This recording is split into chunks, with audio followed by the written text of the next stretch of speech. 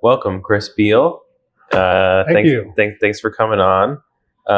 So, folks who may not know you, who are you? What do you do? What's this intro? Yeah, so my name is Chris Beal. I founded CNY Professionals Under 40 about a year and a half ago to connect young professionals in the Syracuse area. And then after a few months, decided to expand to other parts of New York State. So now we are in Rochester, Buffalo, Utica, Albany, Binghamton, and Watertown, and just started in New York City as well. Right. Did you think it would turn into what it did in the end when you started? Or Not when I started. I was more just looking to connect young professionals and meet people in the area. And then I found out there was definitely a need for it and an interest in it. And I discovered I had a passion for it, so I expanded from there. Nice. Walk me through that a little bit. Like, when did you kind of first have the idea? What were the first steps you did? Who did you reach out to? Like, when did you brainstorm ideas? Were you inspired by anything? How did it all start? Yeah, so it actually started, I think, 2.5 years ago. I tried to have an online conference, a virtual meeting, and one person showed up, and I was like, maybe this isn't as popular as I thought it might be. So I took a break for a year, and then after I went on vacation, I had an idea. Why don't I do an in-person meeting and try to get a sponsor? And I reached out to my insurance agent. She was happy to sponsor the event, and then she knew someone else that wanted to sponsor the event. Her name was Lindsay Frank of Sitka Insurance.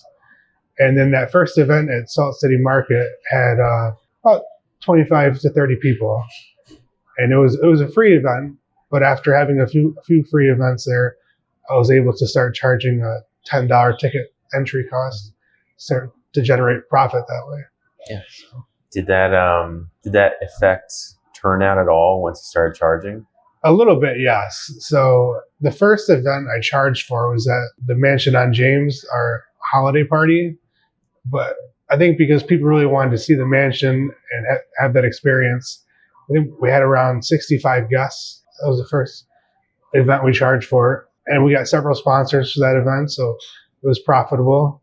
And then after that, I decided I could charge $10 per event, provide a little bit of food, get sponsors to speak, and it continued to be profitable that way. That's great. And I don't know if you mentioned in there, but like the name, did you think of 40 under 40?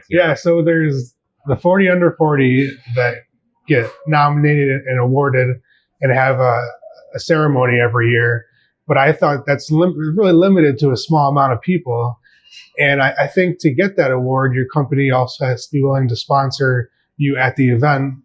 And I wanted to make something that's a little bit much more accessible, cheaper, anyone can join, and to have 2 tiers of membership, one at a free level where people can join on our LinkedIn group, and then a premium member for $60 a year where you get extra benefits like a meeting with me and a spotlight and things like that. That's great. $5 a month's not too bad. So yeah. But you do this cool thing where you take people and you spotlight them, and basically it's just like a free promo post, you get someone's biography, their story, share it to all the socials, and it's so funny because it's not like a 40 under 40 thing, but I think there's association in people's brain where they see it, they're like, oh wow, they're like, this person's doing well, they're getting featured in this thing. So many people reached out to me, and I was like, all they did was just ask me about my background and then share a story. But it's so funny how much of an impact that has when people see that and the brain association. Yeah, usually it gets shared a couple times on LinkedIn. People comment like it. Usually on Facebook, it can get shared even more often. Mm-hmm. The family shares it, friends share it. Yeah. They're like, oh wow, my son's famous. Yeah. It's cool. And I like doing that to highlight people's careers and what they've accomplished and what they're trying to accomplish in the coming years. And it's a good way. On LinkedIn, you can connect with people, online, and then meet that person at a future event. Mm-hmm. So it's a good way to connect people. What's one of the more interesting or unique stories or spotlights you've done or you've even seen from different chapters? I'd say my favorite spotlights are entrepreneurs. So and I've highlighted people from all different fields: real estate, insurance, accounting, financial advisors, photographers, and even people in like journalism. So there's quite a few varieties of people I featured. I'm trying to think of one of my favorites. Might have been Andrew Donovan.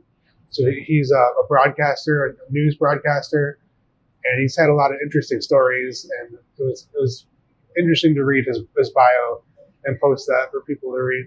Nice. What would you say to someone who had no idea? Like, what's the core purpose of the group? Is it social? Is it, business, mentorship? Well, what's the... So it's definitely a combination of all those things. Initially, it's more just to expand your professional network, meet other people, ideally find clients or even a job opportunity. But it's turned into bigger than that, that it's also a social thing that people do to meet other people and get to know community members. It also has turned out to benefit people's careers in that they listen to the speakers at every event, and they often offer good career advice or advice tailored to their field that you might not know about. So it's beneficial in multiple ways. Yeah. In my experience, I'm part of many different chambers of commerce and like industry associations. But joining this felt different because it definitely like felt a different social aspect of it. So there's a lot of people that like work from home, right? And this is like, an excuse to go out and socialize with somewhat peers within 10 years of age of yourself and connect with people versus like a chamber of commerce can do that sometimes, but is a little more business oriented or more retail store oriented. And this was really about like the individuals, not so much about their business. I think it's like by proxy, if there's a good fit for a client or a good connection, that's good. But it's also just like meeting other young professionals just for, the sake of, getting out there, especially like a lot of people work from home. Like I work from home. I think you do. Yeah. And then a couple other people I met, and they weren't even there. They weren't there to, build business. They were like, this is the time to go out, schedule on the calendar an event to go to. And most events are set up as a happy hour. So it's a relaxed atmosphere where you can have a drink and talk to other people, hear from a couple of speakers. And yeah, like you said, I work from home myself. I go in the office probably twice a month.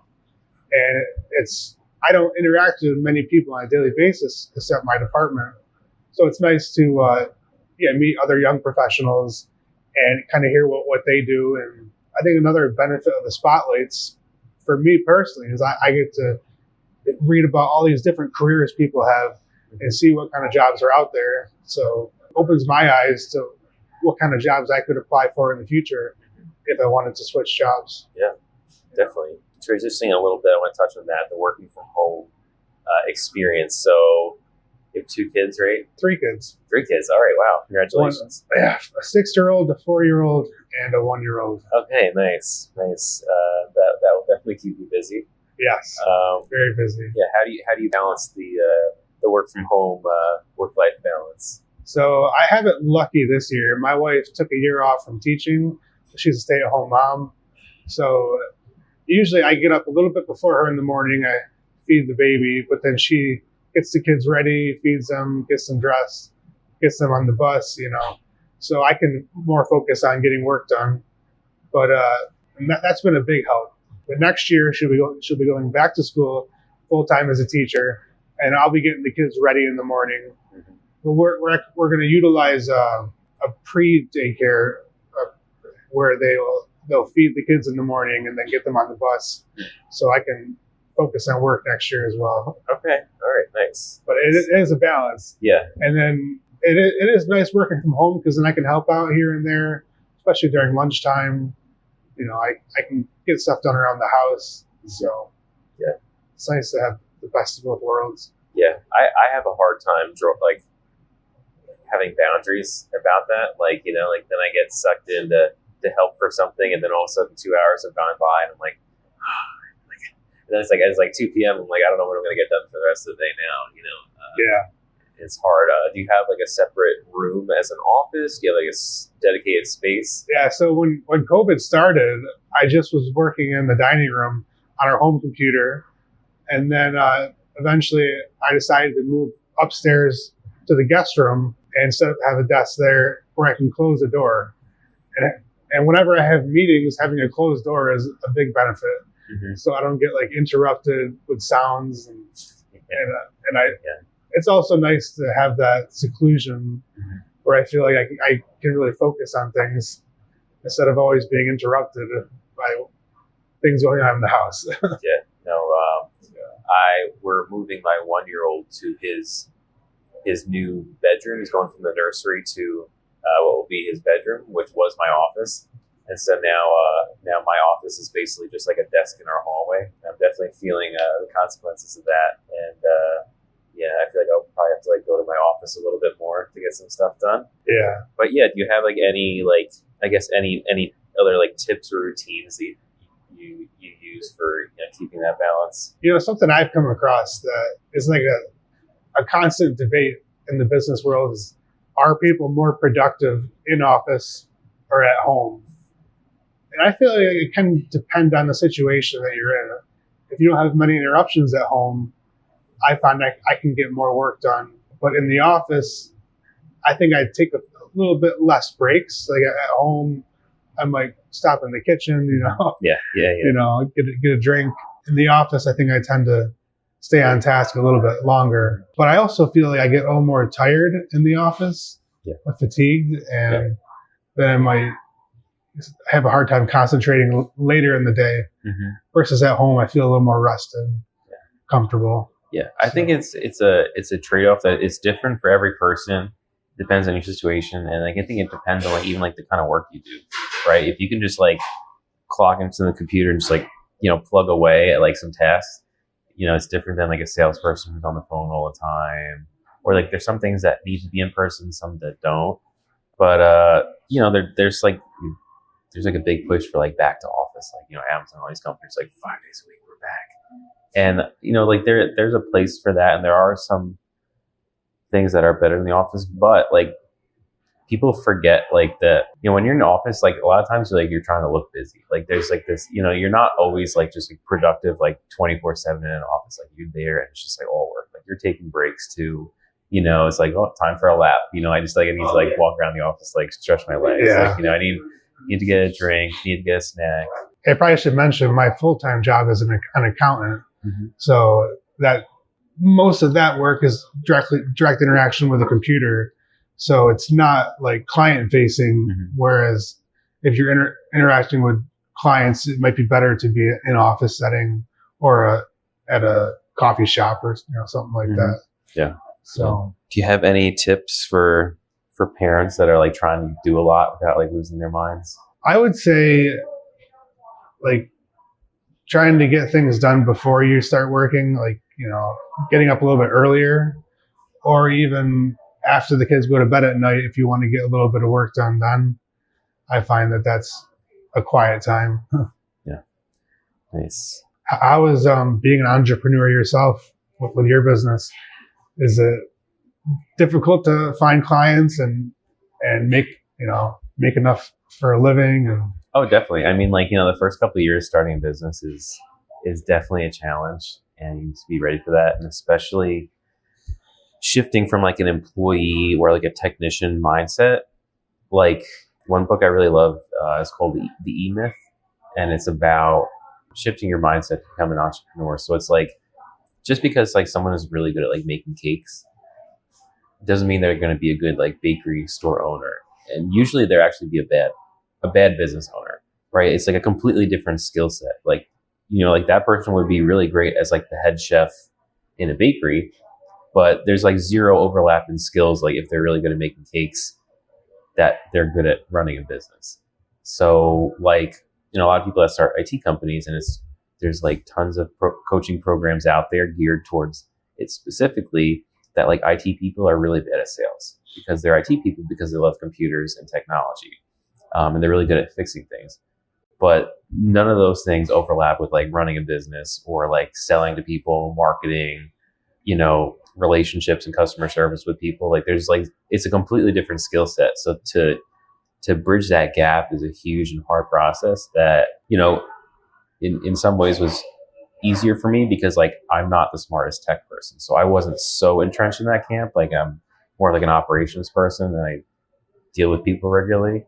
So that wasn't such a stretch, but it was still a gap going from working in a corporate environment to being like, here are my tasks for the day, Excel spreadsheets and all this, to, running the business where it's less doing and more leading, right? If you're in the work, it's hard to grow the business from there. Like you need to be able to delegate or automate the things that you're doing in the business so you can work on the business. In my experience, that's the thing. Otherwise, you'll never grow beyond yourself, right? I mean, like there's a trap at the beginning and like a one-man operation or like as a consultant, there's some of that you need to just kind of grind through until you can hire people. But that's been my experience there. Yeah, a big change for me is when I did decide to expand to other cities, but I knew that I was too busy to travel to those cities for their events.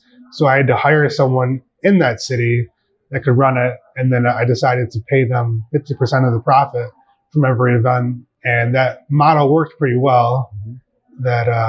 And then they benefited that they got to be the chapter president, meet people, conduct those events, and it improves their resume too. Yeah, well, very entrepreneurial minded of you. Yeah. Like that's how you scale, right? Like he's like, because someone may have the same idea, but they're like, all right, next week I'm going to go to Buffalo and run the event, and next week then I'm going to go to Albany to do the event, and then like they just like burn themselves out, like trying to do it all themselves. When being an entrepreneur, things like that, where it's like, all right, how can I delegate this and have someone handle it?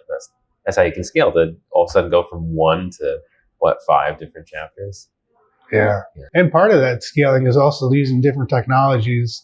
So at first I used Eventbrite, and which is a fantastic ticketing platform for marketing purposes. It's easily findable in a Google search, but they charge a premium. So you're losing more of your revenue to Eventbrite than to other ticketing platforms. So I eventually switched to TicketTailor, and they charge, it's like half the price of what Eventbrite charges. Yeah. And then I was able to get my money sooner using Stripe. So it was a good move. Yeah. And I also eventually started using QuickBooks for my software, for my accounting software. And that was useful because they could automatically import from my bank account transaction. And everything's done through a debit card.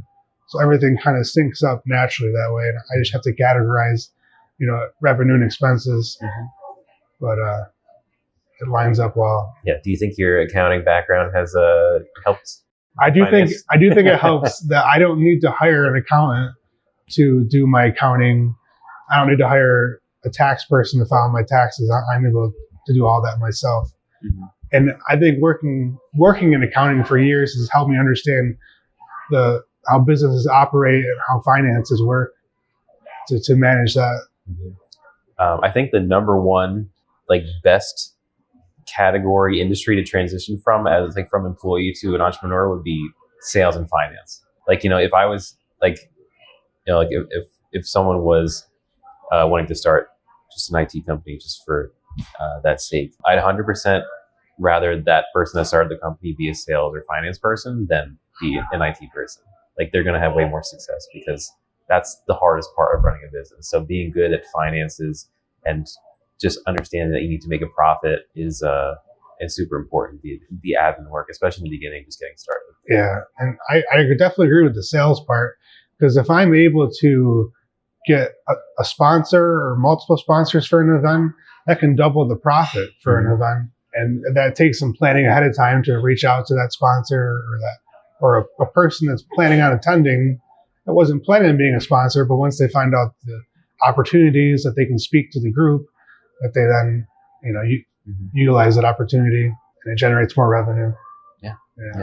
Do you feel like your identity has shifted? You you have your day job in accounting, but now you get to like, live out this entrepreneurial venture. It's definitely shifted. Like even when I have events with my family out to lunch somewhere, like I was at Salt City Market last week, and a random person came up to me that I'd never met before and said he follows me on LinkedIn and seeing my professionals under 40 and is impressed with the work that we do, and he'd like to come to the next event.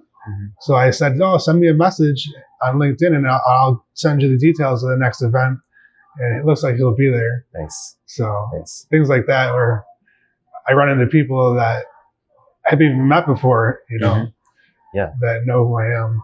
I mean, it's the power of, connecting people, which is helping people, right? And then like people really value that, and they're gonna, come to you as like the go-to thing, and like you kind of like put people together and kind of like let the magic happen. But by doing that, that builds your own, notoriety as well, trustworthiness.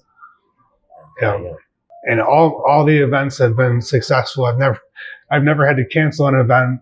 We did have an issue at our most recent holiday party at the mansion on James. There, around 3 p.m. the day of the event, the heat stopped working. So they had to scramble and call their maintenance person to bring in some space heaters. Wow. And they heated the building with space heaters, kept it at about, I think it was about 60 degrees. Okay. So a little chilly, it was winter out. Yeah. A little chilly, but people kept on their coat and they're warm enough. And there's about 70 people attending that event this year. So to cancel it would have been a big deal. Yeah, no, definitely.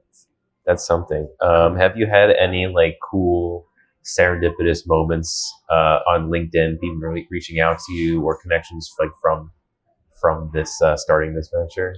Definitely. I've had multiple people reach out on LinkedIn. Usually it's either they want to join the group, or they'd like to be spotlighted, or they have a nomination for a spotlight, or they went to an event and they met me there, and then they messaged me after the event saying they had a great time, and they met a wide variety of people. And I think the biggest comment I've heard from events is people are surprised how outgoing people are. They really want to talk to other people at the event, and it is an easy opportunity to get to know more people and network and find opportunities. Do you have like any go-to things like as an icebreaker, just like walk up to people and be like, hey, how's it going? Or like, so the other networking groups have done some icebreakers. I think one of them was like on their name tag, they would write the name of their favorite TV show or movie. And then so people could see their name, and then they'd say, like The Matrix, it's one of my favorite movies. Like, oh yeah, I really enjoyed that movie and the special effects in it, or if it was a comedy, so they might mention one of the funny parts from it, stuff like that. Nice. I kind of like do this thing where if like a group of people are talking and it's not a completely closed circle, I just kind of like stand there and listen, like kind of listen to the conversation. All of a sudden, like then the circle kind of opens up and I'm just like kind of part of there. And then it's like, oh yeah. And then you introduce yourself. Yeah. It's there's no way around it, like being awkward. Like you just like accept that it is awkward. But it's like, if you went to a networking event, like, what you signed up for. Like, you're there just like to meet people and talk to people that you haven't met before. So like, that's really cool. You going up to people, or people coming up to you and just like randomly being like, hi, hi, who are you? What do you do? Yeah. Another benefit that is in that scenario where if I know someone's attending an event and they're in a specific field and they want to meet someone else, either in a similar field or a potential client, I try to introduce them, and then, like you said, the circle goes from 2 people to like 4 people, and then they get talking, and it's people are often really happy to be introduced to someone else, because then it's like a warm introduction where it's easier to talk to that person. Yeah. No, I mean, like I even me personally, like it's the only free or very low cost like membership, like networking related thing that like I've been to, but I feel like things really clicked for me in building my network when I did join that, and spend hundreds or probably thousands of dollars on other associations and things, which are good for different purposes and sometimes better for, direct, trying to meet clients where they're at. But this one was really, met really strategic people that are going to these. They also know a lot of valuable people. Yeah. They're not just like, oh, that's like a nice person I met. It's usually like, I met this person. They also know this other person I met, and they know whoever, they work with whoever, and it's very, very well connected people. And they're not like, they may not be the CFO or the president of a CPA firm or something, but they're usually, maybe they're a financial advisor, or maybe they are an accountant themselves, but they know a lot of different people. And I thought that was really, really special. Yeah, and I made it a very purposeful point to price the membership at $60 a year, so it's just $5 a month works out to that. And there's other networking groups, or even the Chamber of Commerce, that cost a lot more, like you said. And I wanted it to be like affordable for the young professional that may just make an average salary. Yeah. So we pride ourselves on that. Yeah, no, it's really cool. It's really something. And you are right. There are a lot of people in the group that know a lot of other people. So they might be in another networking group, or they might just know people previously that they can then introduce you to, So Well, I think for someone has to have some sort of go-getter mentality to want to go sign up and go actively get out of their comfort zone and go meet people. So maybe it lends itself there. Yeah, I can definitely see that. I feel like a lot of the people we attract are people that are in the sales field that want to meet other people and usually have a decent network, or they could be starting out a career in sales and they want to expand their network. Yeah. At what point and maybe we touched on this already, but what was the point where after you started this, then it was time for another chapter to open up? So I started it in September of 23, and I operated with just CNY until December, and then I decided that to try to open up other chapters and to grow them online first using spotlights, and then in using the spotlight, I build a network and hopefully come across someone I think would make a good chapter president, and then ask them to run the first event. So I think the first two chapters I did that with was Rochester and Buffalo. And when they threw the first event, people had been waiting months to go to it. So the first event usually had a pretty good turnout. And it was similar in Albany too. Albany, it had taken me even longer to find someone. The first person I found kind of fell through. The next person, Ezra Scott, he had kind of a wide network and a diverse network of people. And their events in Albany have sometimes up to 100 or more people. So, and I'm really impressed that they include, all diversities, not just kind of one group. Right. He also made the suggestion to call the events, Albany professionals under 40 and friends. So to include people over 42 if they wanted to come. That's not just limited to young professionals. Yeah. So do you turn people away if they're 41? I've never turned someone away from an event. I tell people, anyone's welcome to events. It's going to be a younger crowd, but usually every event we have at least 2 to 3 people over 40, and then I have had to turn down people for the spotlights. Right. Yeah. For the spotlights are people under 40. Yeah. Sometimes if they just turn 40 or they're 41, I might still include them in a spotlight. Yeah. I mean, to be fair, it's in the name. I mean, Yeah. And some people in the other chapters have asked, what happens when we turn 40, or would we ever change the group to include everyone? My plan is that, so I'm 35 right now. In 5 years, when I turn 40, my plan is to sell the organization either to an individual that would run the whole thing, or sell the chapters to the chapter presidents, and they would run their chapter.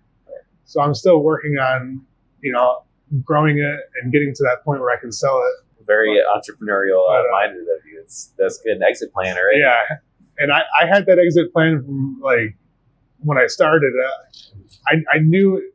People always ask me that question: what's going to happen when you turn 40? Well, it just makes sense to sell it. Yeah. And some people also suggested, what if you convert it to a not-for-profit, or do that like now?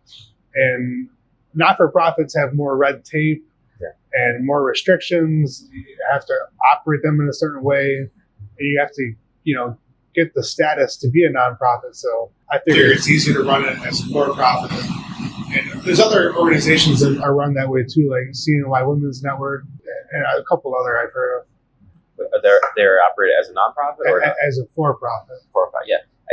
As a nonprofit, you need like a board and you need like a bylaws. So and there's bylaws. Unless you're like doing like really like a charitable like saving, and also with a nonprofit, with having a board of directors, they usually determine big financial decisions, including how much people are paid. So I would kind of have to give up that decision making on the finances. I'd still have some control over it, but being the CEO and founder, I have direct control in the finances, how things are spent, and then eventually how much money I'm able to make out of it too. So, great. Are you from the area originally? So I grew up in Sherrill, New York, the smallest city in New York State, and there's about 3,000 residents, but they produce their own power.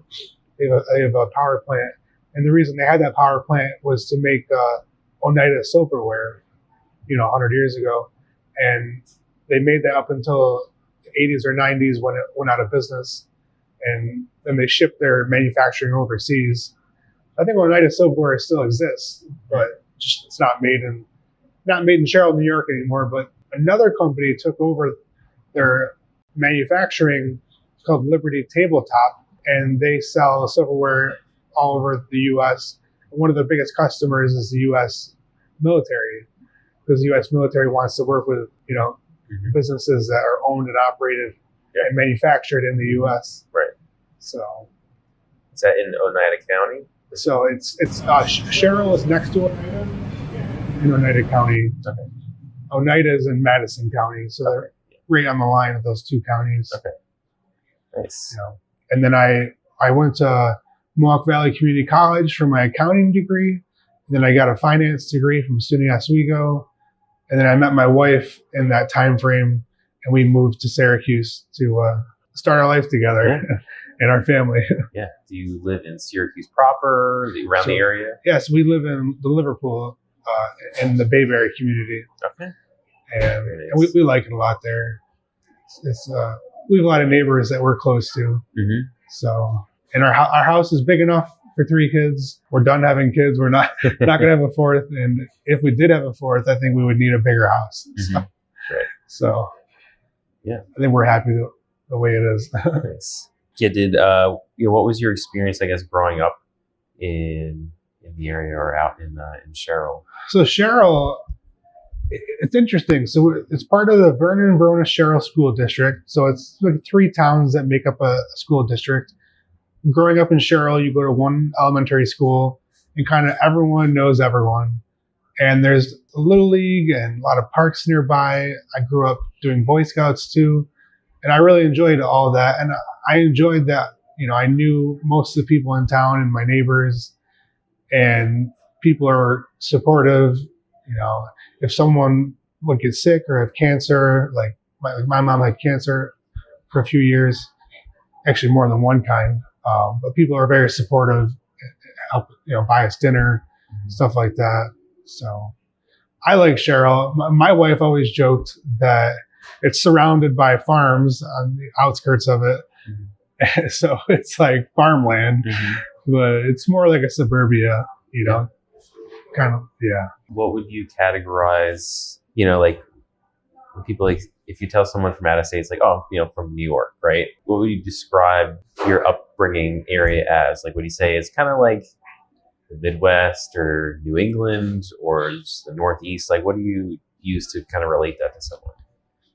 That's a good question. It's definitely not like New York City, not as crowded or as much traffic or as many people. I tend to think, when I think of upstate, I think of Syracuse, because Syracuse has a city, has a couple of universities, and it has a surrounding area where it has a couple of suburbs, and then there's a lot of natural landscapes like state parks, like Green Lakes in the area.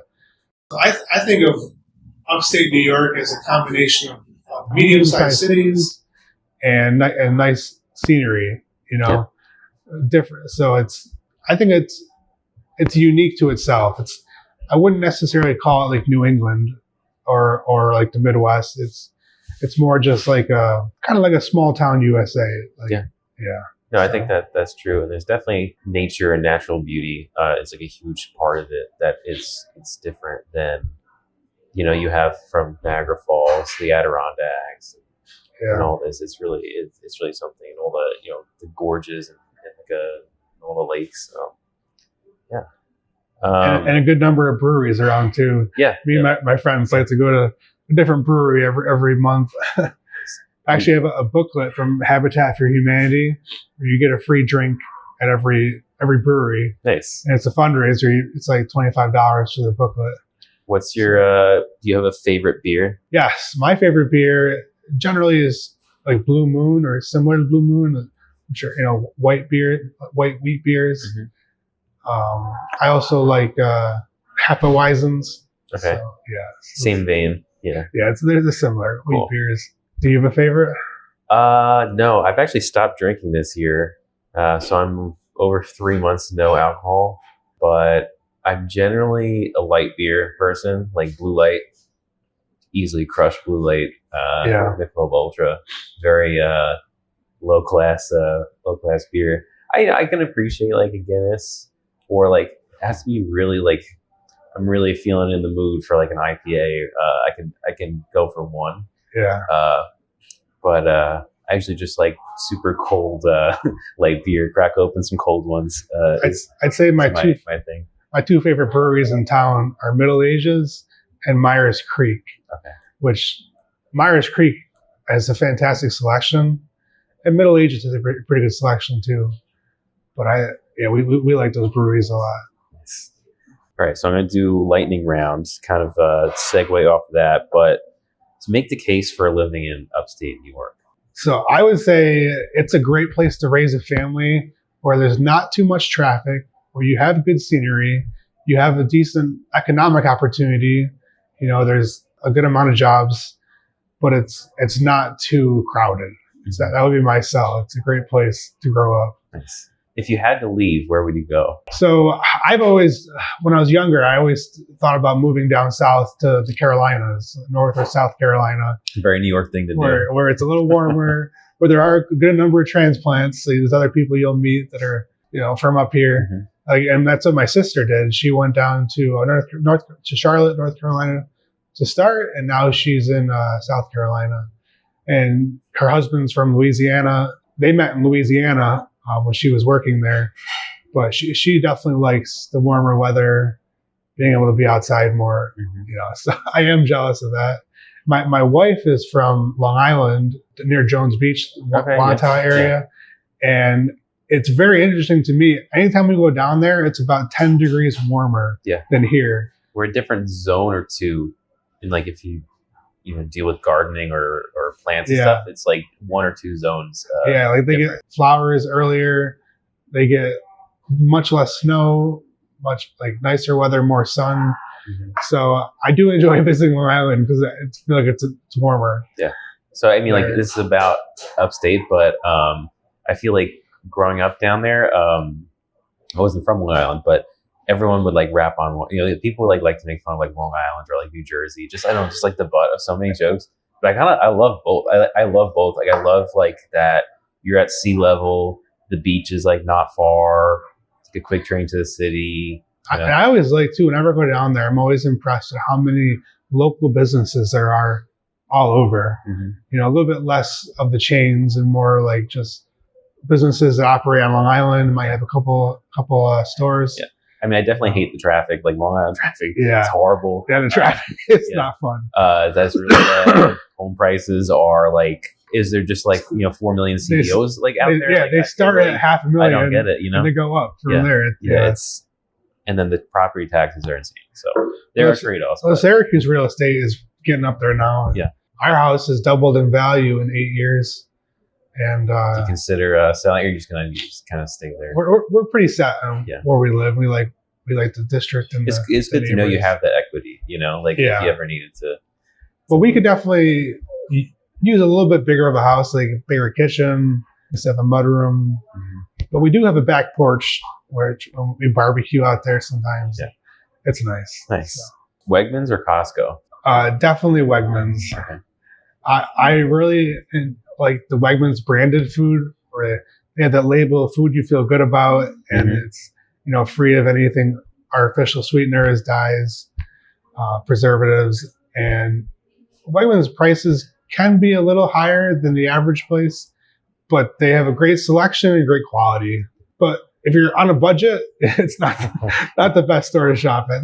They have good prices on a lot of things, but not everything. Yeah, you can't buy like everything you need for your house there. Go bankrupt. But it's really solid. Do you have a favorite upstate New York food, like a regional food? Yes, I would say chicken riggies. Chicken riggies, okay. Which are from Utica, Syracuse area, which I love them. I can eat them like every month. Nice. And can you explain to people that may not know what? Yeah, so chicken riggies are they start with the rigatoni pasta, and they have chicken breasts that are cut up and put in a like kind of a Cajun like vodka sauce and cream sauce, and sometimes there's peppers put in there, and it's like a kind of like a Cajun Alfredo, Yeah, it's like a spicy Alfredo.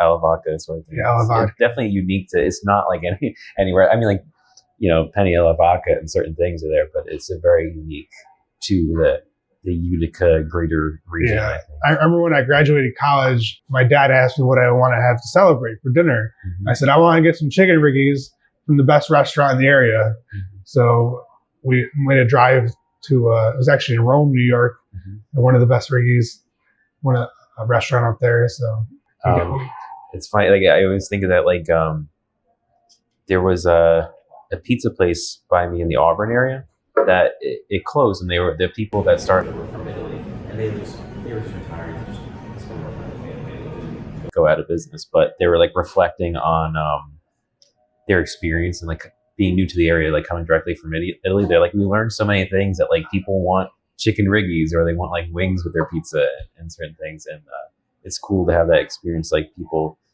learning what people around here like. It's very regional specific dishes. Yeah, we went to Buffalo recently, and I had the beef on weck, and we went to Anchor Bar and had the original buffalo wing. Nice, and it was really good. Do you have like a favorite hidden gem or spot or place in upstate New York? Or it could be food, it could be something else. Someplace local to Liverpool, where I live, is Onondaga Lake Park. I really enjoy walking or biking, running there.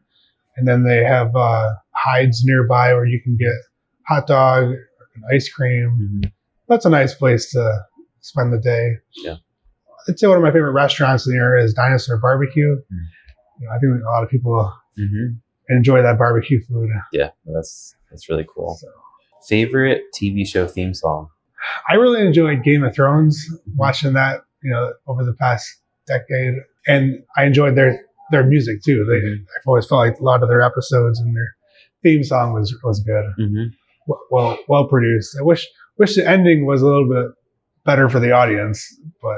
Did you get into House of the Dragon?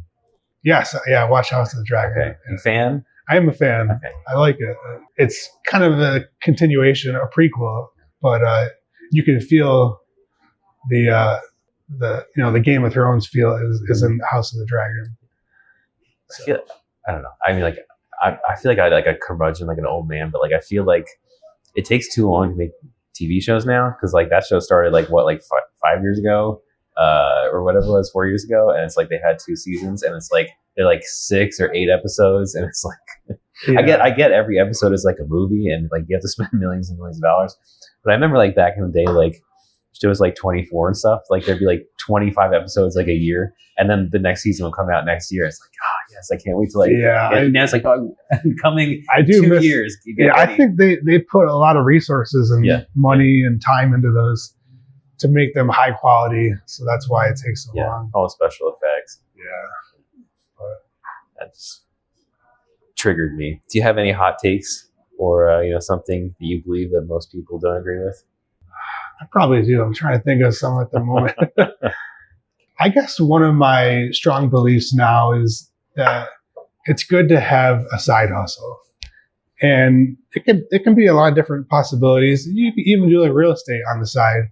But I think it's real important to have your main career and something you do on the side to make a little extra money. And sometimes your main career may not be as passionate of a thing, but it provides a good income. Mm-hmm. So it's nice to have seeing my Professionals Under 40 for me is my side business that I really have a passion for. So that would be it. Mm-hmm. Try to have a side hustle that you can build, and some people even turn that into their main thing if they're able to grow it into a big operation. Yeah. So, advice you'd give your younger self? Well, I would have told my younger self to start this group sooner, and I would have told him how to do it. I kind of had to invent it as I went along, where find a venue, advertise on LinkedIn, create the group, invite people, and I learned along also how to do the ticketing, how to, what price point to use, what ticketing platform to use, and then eventually I started doing the spotlights too, and that brought in more attention. And then eventually the premium membership. So yeah, I guess I wish I started all of it a little sooner, but I guess it's the learning process of a business is you improve over time. Yeah. So sometimes for some people, for me, I just have to learn by doing. I can read a million books, talk to a million people, but I'll never actually learn until I just do it. And even if I fail, I have to do it and just try it myself to actually comprehend and learn things. Yeah. So that's definitely true. My primary job where I'm doing accounting, we switched from QuickBooks to Sage Intacct, which is a more in-depth accounting system. And you'd watch videos, tutorials on how to do stuff. Feel like you get it. You don't really know. You don't really know how to do something until you're actually doing it. So I definitely agree with that. Yeah. So what's next? You're going to open up another chapter? What's in the works for you or your business? So there's a couple of possibilities. Some people have suggested I do a franchising model where I open up a chapter in different cities and I kind of sell the franchise to that person and they run it. So I thought about that. Right now I'm kind of at max capacity with my time covering New York State. I would like to expand to other cities, but I just don't have the time. So I have to figure out a way to open that up, whereas I'm not doing everything myself. Usually to open up a new chapter, I have to really put a lot of energy into it, and it's time consuming. Yeah, well, there's only so steep your growth curve can be too, right? A year and a half, you've gone from zero to a handful of different chapters, so it could take some time before you get to the next thing. And I've also learned some lessons too. The Rochester group really wanted to set up a not-for-profit. They preferred that structure. So my team there actually left and they joined the organization that kind of was semi-alive, Rochester Young Professionals, and they revamped it, brought it back to life, and had some events. But they decided to do an event the same day as an event I had scheduled. Most of the people ended up going to their event because they're from the area, they know a lot of people. I had hired a new person to run the event. So after that, I decided, I'll let them take over Rochester because they seem to have a good foothold on it. So, where can people find you or the group and get involved? People can definitely find me on LinkedIn under Chris Beal. There also is our website, professionalsunder40.com. That's the number 40. On the website, they can leave their information, their name, email, LinkedIn profile, and then anyone who submits that, I reach out to them, and then if they're interested in the $60 annual membership, I can get them the link to purchase that, and then do some onboarding, and then spotlight them. So yeah, That's where they can reach me. Great. Final words. What advice would you give someone who wants to start something but feels stuck? I would say kind of what you had said, just try it out. Just like give it a shot. You know, you're not going to know how easy or hard it is until you try it. You're not going to know if you're good at it or not until you've done it. So just give it a shot. Do it on the side part-time if you need to. But just go for it. Well, Chris Beal, great to have you. Thanks so much, for sharing your story. And it's been a pleasure. And hope to talk to you again soon. All right. Thanks, Kieran. Thanks.